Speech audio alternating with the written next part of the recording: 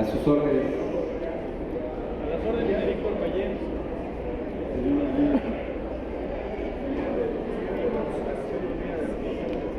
Aunque no lo creas, no sacan todos esos puntos que presentes. A la bocina. El vocero oficial. Préndelo a la bocina, ¿no?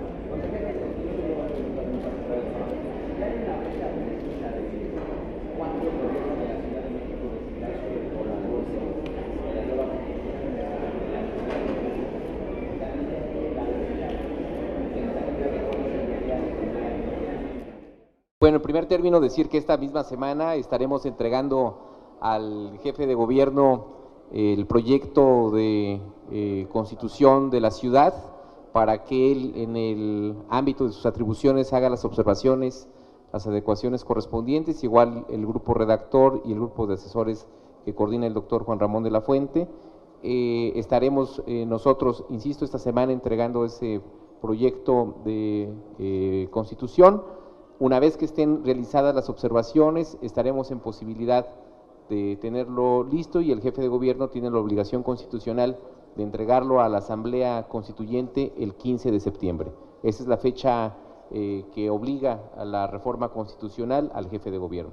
Y la Asamblea Constituyente tiene del 15 de septiembre al 31 de enero del 2017 para su discusión y en su caso aprobación.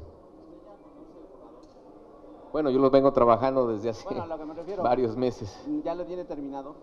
No, pues, lo que seguimos es en la construcción del articulado. Los grandes temas ya fueron discutidos por el grupo redactor. De ellos se sacó una síntesis de cada gran tema, que fueron 17 grandes líneas, digamos, y hoy estamos justo en la construcción del articulado. Por ello, hemos comentado que esta misma semana estará listo para entregárselo al jefe de gobierno. ¿Aproximadamente de cuántos artículos va a constar esta Constitución? Mira, varía en torno a los últimos temas que han sido también de gran discusión, lo que tiene que ver en temas específicos para la ciudad, como ustedes lo han advertido. Hemos seguido recibiendo propuestas de grupos sociales que tienen que ver con expresiones amplias, tanto de empresarios, como de organizaciones sociales de campesinos, como de organizaciones pues también de comerciantes, en fin, seguimos escuchando todas las voces y eso pues hace que el articulado vaya modificándose. Hola, buenos días para el presidente de la Cámara. Ayer la CEP lanzó un mensaje de que el lunes no regresarán a clases algunas escuelas en las que ellos están dando forman parte. ¿Cuál sería el llamado a la coordinadora, al magisterio disidente en este tema? Y por otro lado, el PRI también desaira ahora el tema de los matrimonios igualitarios. ¿Cuál sería el camino para esta propuesta en la Cámara de Senadores? Empiezo por lo segundo. Hay que recordar que la iniciativa del presidente de la República sobre matrimonios igualitarios no se encuentra en el Senado de la República, se encuentra en la Cámara de Diputados y en consecuencia será la pluralidad de la Cámara de Diputados, sus órganos de gobierno, quienes determinen cuál va a ser el proceso legislativo de esa iniciativa, si va a ser dictaminada o no va a ser dictaminada. Por lo que advierto, la fracción parlamentaria del PRI ha dicho que no tiene interés en impulsarla y en consecuencia, siendo mayoría en la Cámara de Diputados, es muy probable que esta iniciativa no tenga la tracción necesaria para poder ser discutida primero en comisiones y después en el Pleno. Con respecto a la coordinadora, ya no podemos estar bajo el amago del chantaje, bajo el amago de boicotear el destino de nuestras generaciones de mexicanos, de los niños y los jóvenes que hoy están recibiendo la educación que la Constitución les tutela. Un llamado a que la coordinadora decida regresar a clases y que mantenga la negociación, las conversaciones con el gobierno de la República, pero que no subordine el futuro de los mexicanos, de los jóvenes mexicanos, de los niños mexicanos, a sus propios intereses gremiales o laborales. Que regresen a las clases, que regresen a las aulas, sin perjuicio de que puedan mantener la negociación, la presión sobre lo que ellos consideran son sus intereses y en consecuencia la revisión de la forma en la que esos intereses pueden ser resueltos a través de un diálogo socialmente útil. No es bajo ninguna circunstancia justificable desde el punto de vista ético y político que simplemente decidan no regresar a las aulas. Tienen la obligación de estar en las aulas el próximo lunes. Y si esto no sucede, el gobierno de la República tiene que replantearse su estrategia con respecto a la coordinadora. Si ya la decisión de la coordinadora es poner en riesgo un año más escolar, yo creo que el gobierno de la República tiene que pensar en otras opciones para enfrentar este conflicto. Cada día que pase sin solución este conflicto es un día en el que no solamente se lesionan los derechos de los habitantes de la Ciudad de México o donde se están expresando las protestas, sino también es un día más en el que comprometemos el futuro de nuestros niños y nuestros jóvenes. Ya debe ponerse fin al chantaje, ya debe ponerse fin a este boicot a la educación de nuestro país, que regresen a las urnas sin perjuicio de que puedan mantenerse los diálogos, las conversaciones y la revisión de las condiciones en las que está implementando la reforma educativa. Hay una línea roja, que ya lo hemos dicho con toda claridad, la línea roja de cualquier diálogo con respecto a la coordinadora es la plena vigencia de la reforma educativa sin perjuicio de que se revisen aspectos de su implementación o detalles específicos a partir del diálogo con la coordinadora. ¿Tendría que usarse la fuerza pública? La decisión de usar la fuerza pública o no usar la fuerza pública es una decisión o una discusión sobre medios para conseguir ciertos fines. No es una discusión sobre el fin en sí mismo. La fuerza pública no es un fin en sí mismo, su utilización no es un fin en sí mismo. Es un instrumento que tiene el Estado mexicano para restablecer condiciones de orden cuando esas condiciones de orden están siendo alteradas por conductas específicas de personas o de grupos. La discusión de fondo es la estrategia de desmovilización de un conflicto político que está afectando la gobernabilidad del país y la prestación regular del servicio de la educación en nuestro país.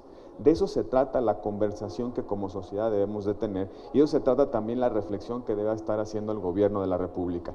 La utilización de la fuerza pública o no con respecto a este conflicto o cualquier otro es una discusión de medios. Lo importante es discutir sobre los fines. Y el fin fundamental que tiene sobre la mesa el gobierno es la solución definitiva de este conflicto, bajo, insisto, ciertas líneas rojas, bajo ciertos mínimos no negociables. ¿Cuál es el mínimo no negociable? Que se mantenga la vigencia del consenso político mayoritario que dio lugar en nuestra Constitución a la reforma educativa.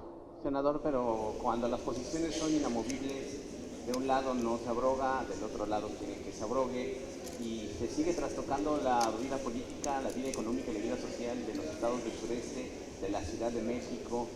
Entonces, ¿lo que sigue es recurrir a la fuerza pública? La política no es de callejones sin salidas. Al contrario, la política es justamente de encontrar salidas a los callejones. Lo hemos dicho con insistencia, tanto diálogo como sea posible y tanta aplicación de la ley como sea necesaria. Si ya no hay posibilidades de solución política a este conflicto, por supuesto que el gobierno de la República está legitimada y estará en su derecho de utilizar los instrumentos que las leyes le dan para desactivar ciertos conflictos que afectan la gobernabilidad. Pero la discusión debe ser mucho más profunda. Si no se resuelven las causas de fondo del conflicto político que estamos viviendo, el día de mañana habrá un nuevo bloqueo. Hoy se podrán retirar con la fuerza pública una determinada protesta, mañana volverá a surgir. Si hoy son detenidos ciertos líderes, mañana surgirán otros. La respuesta del Estado debe ser a las causas que propiciaron justamente este conflicto, hacer política y donde ya la política no encuentre las salidas, hacer valer la ley y garantizar los derechos de terceros. Creo que esa es la ruta, y no es una ruta nueva en nuestro país. En otros momentos se ha utilizado y se ha aplicado la ley sin perjuicio del diálogo y de la conversación política. El gobierno debe tener una estrategia integral, ya no solamente atender el problema del conflicto magisterial en términos de la vigencia o no de la reforma educativa, sino ya tener que ocuparse de la reactivación económica de aquellas comunidades, de aquellos estados que están siendo afectados, lastimados seriamente por este tipo de acontecimientos y por esta estrategia de protesta. Ya hay una situación verdaderamente terrible desde el punto de vista económico en Oaxaca, en Chiapas, en Michoacán, y hay una notable afectación a la convivencia, a la movilidad, a la libre circulación, a las libertades ambulatorias en la Ciudad de México. El gobierno federal debe tener una estrategia de desactivación del conflicto, entre las cuales, sin lugar a dudas, está la palanca y el instrumento de la fuerza pública. Finalmente, senador, con respecto a la propuesta del presidente, nació muerta desde que la presentó. Yo creo que es una cosa que el presidente tiene que hablar con su partido, y es justamente en su partido donde están presentándose las mayores resistencias. Aquí valdría la pena preguntarnos y que nos expliquen desde algún lado por qué cuando un asunto ya estaba resuelto por la Corte, cuando ya era un derecho vigente, una situación jurídica establecida por resoluciones de la Corte que no son revisables, ¿por qué se abre un debate legislativo? ¿Qué estaba viendo el presidente de la República que no estamos viendo los demás, que pone en riesgo la vigencia de esas resoluciones de la Suprema Corte de Justicia de la Nación? Yo creo que ahí está una reflexión importante. ¿Qué podía cambiar de lo que ya había resuelto la Corte que hacía necesario petrificar a través de una reforma constitucional un derecho que ya fue reconocido por el máximo tribunal de la Nación? Creo que ahí es donde debemos de tener mayor claridad y sobre todo que el gobierno argumente por qué la presentó, qué está viendo que no estemos viendo los demás. Ahora bien, independientemente de que no haya cambio legislativo, como ya lo decía, es una resolución de la Suprema Corte de Justicia de la Nación que implica situaciones jurídicas creadas y derechos reconocidos. Con mayores dificultades para ser ejercidos, sí, sin lugar a dudas, pero ya son derechos clarificados por la Corte, son derechos que se van a ejercer, que se pueden ejercer y que, a menos que haya una resolución en sentido contrario, que difícilmente puede darse, son derechos exigibles, asumibles por parte de cualquier ciudadano en nuestro país. ¿Otra? ¿Cantamos?